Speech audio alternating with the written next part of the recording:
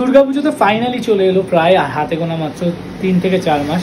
তো আজকে নির্ঘণ্ট করবো এবছর কেমন টাইম টেবিল পড়েছে টোটাল থাকছে এই ব্লগে, আর নির্ঘণ্ট কেমন ভাবে হয় সব থাকছে এই ব্লগে, দেখতে থাকো। প্রতিপদ মানে মহালয়া 2 অক্টোবর, প্রতিপদ 3 অক্টোবর থার্সডে, আর পঞ্চমী চলে যাচ্ছে। কারণ এবছর পঞ্চমীর দিন সন্ধ্যেবেলা মায়ের বোধন যেটা হয় মেইন, মাকে জাগানো হয়। দুটো বোধন হয়, একটা হলো কৃষ্ণা নবমীর বোধন, আর একটা হয় ষষ্ঠীর সন্ধ্যায় বোধন হয়।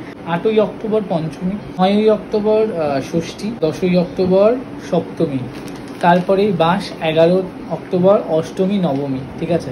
12ই অক্টোবর দশমী, 13ই অক্টোবর আমাদের প্রতিমা বিসর্জন। আর বিশুদ্ধ সিদ্ধান্তে বোধহয় অষ্টমী নবমী আলাদা আলাদা আছে, কিন্তু আমাদের বেনিতে যেহেতু পুজো হয় আমাদের একই দিনে পড়েছে। তো দুর্গাপুজো তো চলে এলো, প্রায় চলে এলো, মানে হাতে আর মাত্র 4 মাস। আমি যদিও ধরবো 3 মাস, বিকজ অক্টোবরের ফার্স্টে পুজো, সেপ্টেম্বরটা পুরো হাতে ফাঁকা রাখতে চাইছি, কারণ প্রচুর কাজ বাকি আছে। ডেফিনেটলি ব্লগে শেয়ার করবো সেগুলো, প্রত্যেকটা কাজ। তার জন্য আজকে আমি কলেজ থেকে এসে জাস্ট ঠিক করেছি, মানে আমাকে করতেই হবে বেশ কিছুদিন ধরে। এবারে প্রচুর ডিলে হচ্ছে, ঠিক আছে, দুর্গাপুজোর কাজ, কারণ আরেকটা কাজ নিয়ে ব্যস্ত, 11 জুলাইয়ের একটা কাজ নিয়ে। তো সেক্ষেত্রে ওর জন্য আর হচ্ছে না।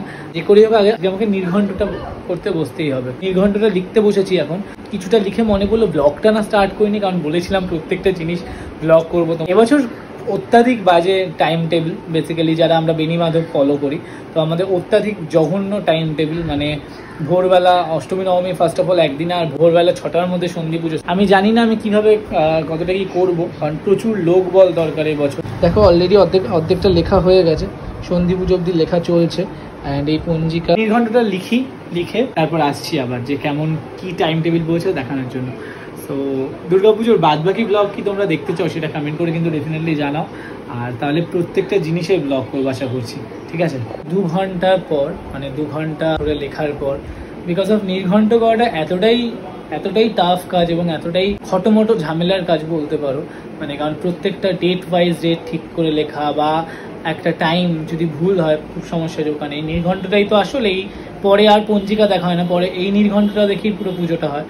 তো এটা সত্যি খুব ইম্পর্টেন্ট। ফাইনালি এটা ডান, এটা নিমন্ত্রণ পত্র, এটা নির্ঘণ্ট, আর এটা হলো খামের উপরে যে লেখাটা হয় সেটা আগের বছরের যেটা থাকে সেটা জাস্ট ডেটটা আর ইয়ারটা চেঞ্জ করে, ইয়ারটা তোমার গুলো চেঞ্জ করে এটা দিয়ে দিই।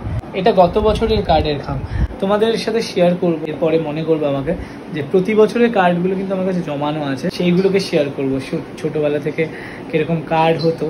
অনেকে হয়তো দেখে বলবে যে কার্ড বেশি বাড়াবাড়ি না, মানে পুজোতে আবার কার্ডের কি দরকার, বাট আমার সত্যি কার্ডটা আমার কাছে বাড়াবাড়ির জিনিস না। কারণ অতিথি নিমন্ত্রণ এটা একটা বড় ভাইটাল কিন্তু পার্ট আমাদের পুজোতে, এবং অতিথি আপ্যায়ন। তো জানি না কতটুকু আপ্যায়ন কি করতে পারি, বাট নিমন্ত্রণে কিন্তু ত্রুটি রাখি না। বছরে একবার ঘরের মেয়ে ঘরে ফিরবে, তার বিশেষ পুজো, তার সেই মহাপুজোয় একটা কার্ড করে লক্ষ্মী নিমন্ত্রণ করা, আমার মনে হয় এটা আমার স্পেশালিটি এবং আমার ভালো লাগার থেকে করা জিনিসটা। তোমরা প্রে করো যেন এরকমভাবে সারা পুজো করে যেতে পারি।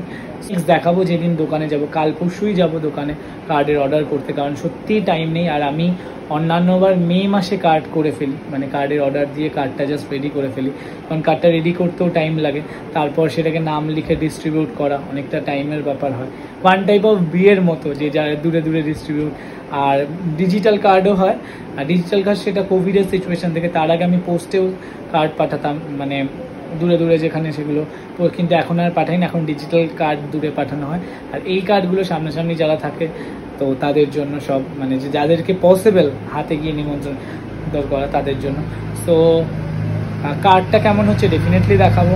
আগের বছরের কার্ডগুলো, মানে আগের বিগত বছর কার্ডগুলোও দেখাবো। আর এবছর দুর্গাপুজো সত্যিই খুব বাজে পড়েছে। এখন থেকেই সকলে তৈরি হও, যারা বাড়িতে পুজো করো বা যারা অঞ্জলি দেবে, ভোর 4টে, 4:30, 5টার সময় কিন্তু অঞ্জলি দিতে হবে, কারণ 6:20 মেবি সন্ধি পুজো।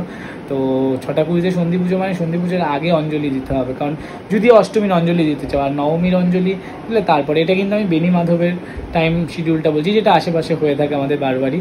আর বেলুর মঠে যেটা বিশুদ্ধ সিদ্ধান্ত সেটা আমাদের হয় না, সেটা যেখানে হয় সেটা আলাদা টাইমিং, সেটার সাথে আমি যাচ্ছি না, বাট এটা বেনি মাধবের টাইমিং বললাম, ঠিক আছে। আর বিশুদ্ধ সিদ্ধান্তে বোধহয় অষ্টমী নবমী আলাদা আলাদা আছে, কিন্তু আমাদের বেনিতে যেহেতু পুজো হয় আমাদের একই দিনে পড়েছে। তো আমি তো আর সুবিধা মতো চেঞ্জ করতে পারি না, বিকজ অফ যেটা হয়ে আসে সেটাতেই হবে, যে ওই পঞ্জিকাতে ভালো পড়েছে ওটা নেব, এটা ছেড়ে দেবো, বা ওইবার ওটা খারাপ পড়েছে মানে বিশুদ্ধ খারাপ পড়েছে বেনি নেবো, এটা হতে পারে না। টাইম টেবিল খুব বাজে, মানে যারা পুজো করবে সত্যি তাদের খুব বাঁশ বড়, মানে দুর্গা মায়ের হাতে এটাই পরীক্ষা। সো পরে কার্ড দেখাবো ডেফিনেটলি, কার্ড আসলে, এবং আমাদের নিমন্ত্রণ পত্রটা খুব সুন্দর লেখা হয়, সেটা আমি তোমাদের পড়ে শোনাবো। সেটা আমার দাদু, তিনি এখন নেই, সেটা উনি খুব সুন্দর লিখতেন, ওনার কথাতে জিনিসটা লেখা।